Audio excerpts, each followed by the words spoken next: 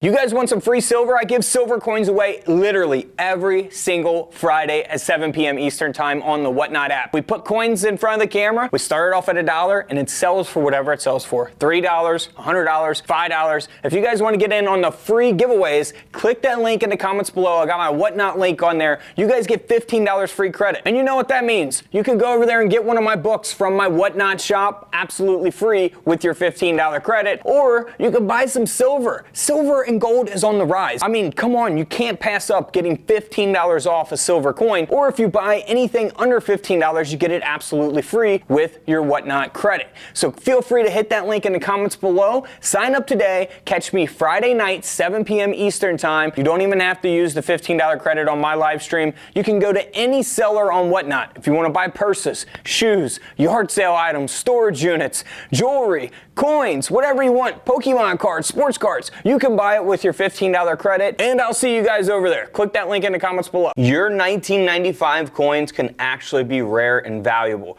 We're going to look at why these coins sell for a lot more than their face values.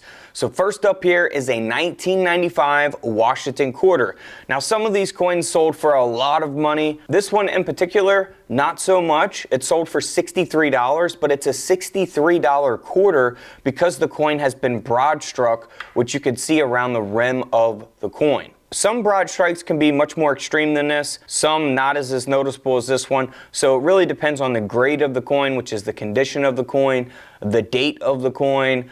You can look for these errors on all kinds of different coins, so there's numerous factors when determining the value. For instance, this next coin was broad struck, and you can see it is much more noticeable. This coin sold for over $430, a 1995 Kennedy half-dollar coin. So a lot more extreme there for that one. Now something else you can look for on just about any type of coin is a clipped error. So clipped coins, some of them can sell for decent money. This coin here only sold for $44, 1995 Lincoln penny, and it does have double curved clips, as you can see both clips there on the coin. Some clips can be very minor. You could have a rim clip, you could have a large clip that clips out, a large portion of the coin. So it really just depends. But if you have any 1995 pennies, you want to look for this with your coin microscopes, coin loops, coin glasses. I have all of those products in the link in the comments below. So this is the doubling you want to look for. You got two different doublings for the 1995 double die obverse. So this is actually on the 1995 D mint mark. You will see a D below the date. And you want to look for doubling there on the lettering of the coin. Now you also want to look for doubling on the 1995 without the mint mark, which is the Philadelphia minted Lincoln cent like this one. You want to look for doubling on this penny, a doubled die obverse, on the word liberty, on the phrase "in God we trust" as well. So look for that on all the lettering on the penny. That can add value to the coin. We'll come back to that coin in just 1 second. Now this coin here is a 1995 penny. This is not a double die obverse. This is a coin that has been double struck, and that strike is flipped over. Now the coin has also been broad struck as well. So we got a double strike, it's flipped over, which we see the reverse design here with the obverse of the coin, and vice versa, the obverse design on the reverse of the coin. And then the broad strike, which you could see around the rim of the coin where the coin kind of looks stretched out. So this coin ended up selling for $160 at auction because of those mint errors. So a lot going on with that coin. Definitely always pay attention for double strikes. Some are not as noticeable as this, and you really have to inspect your coins closely to find some of them. Some are very noticeable. But back to the double die obverse 1995 penny, the doubling on liberty and on the lettering of the coin. That's what you want to look for on this particular coin.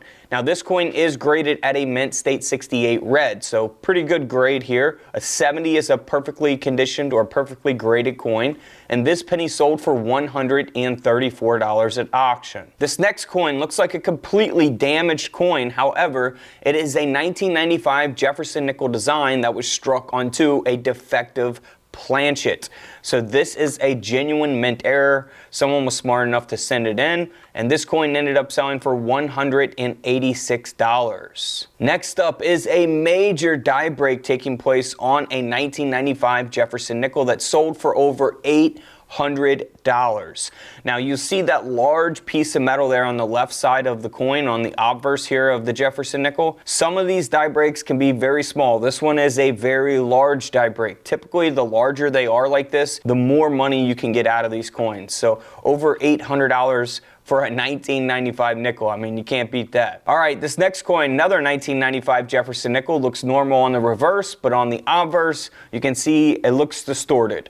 Well, the coin has been struck through a capped die. So you guys are probably familiar from my other coin videos. The die is what comes down, strikes the design onto the planchet in order to create the coin. This particular coin was struck through a capped die. So the coin ended up selling for around $80 at auction. Now this is the same case here. We have a Lincoln penny that was struck through a late stage capped die. Here's the result of that on the obverse of the coin. This penny sold for $84 at auction. Now we looked at a double strike earlier that was much different than this one. So this one here is a pretty obvious double strike here. That second strike is 20% off center. I think the error kind of speaks for itself here. This penny sold for $288. This next coin, well, was supposed to be a coin. It was supposed to be a 1995 Lincoln penny, but we have the penny design that was actually struck onto a piece of fragment. So this penny, if you want to call it that, ended up selling for $240 at auction. Something like that I could easily see being passed up and just think it's trash or it's been, you know, damaged by someone, but it's actually a genuine mint error, over 200 bucks. Now here's a 1995 Washington quarter, looks normal on the reverse, but as we flip the coin over to the obverse, you can see the inner copper layer of the quarter. It is missing that outer clad layer here on the obverse of the coin.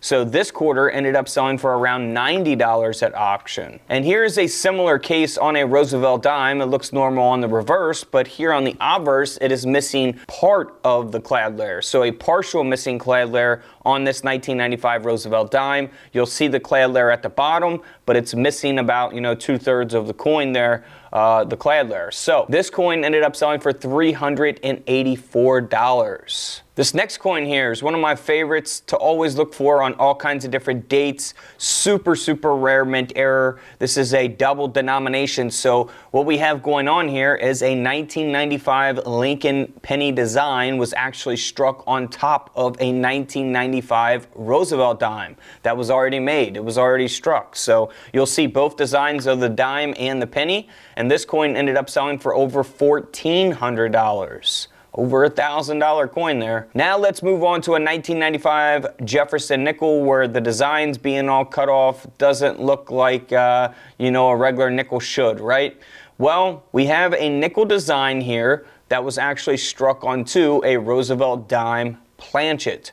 So that's why the whole design's being cut off there. The coin is graded at a 55 and it still sold for $336. Here's something you can always look for on your pennies. I mean, these are pretty modern coins, guys. 1995, stuff you could look for in coin rolls in some cases. A 1995 penny that sold for over $1,300 because it was struck onto a partially plated planchet.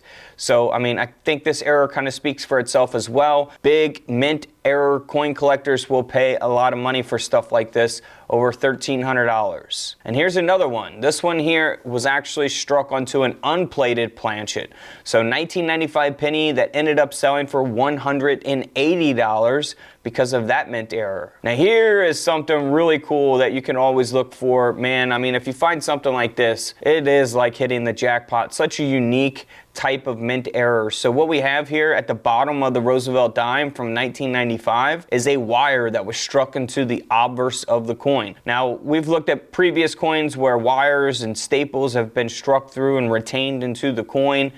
They sell for pretty good money. In this case, this coin ended up selling for over $430 at auction. So always inspect your coins closely. Don't forget, if you guys want a coin loop, coin microscope, coin glasses, coin book, coin mats, they are all available at the link in the comments below. And don't forget to subscribe in the middle. Feel free to check out the videos to the left of me. And until tomorrow, I'll see you guys in the comment section.